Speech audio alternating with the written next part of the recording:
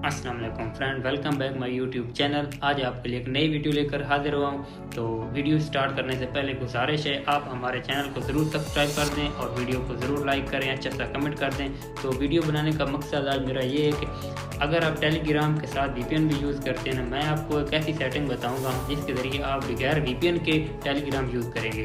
तो चलते हैं मोबाइल की स्क्रीन की तरफ। इससे पहले आप हमारे चैनल को ज़रूर सब्सक्राइब कर दें और वीडियो को लाइक कर दें। तो चलते हैं मोबाइल की स्क्रीन की तरफ।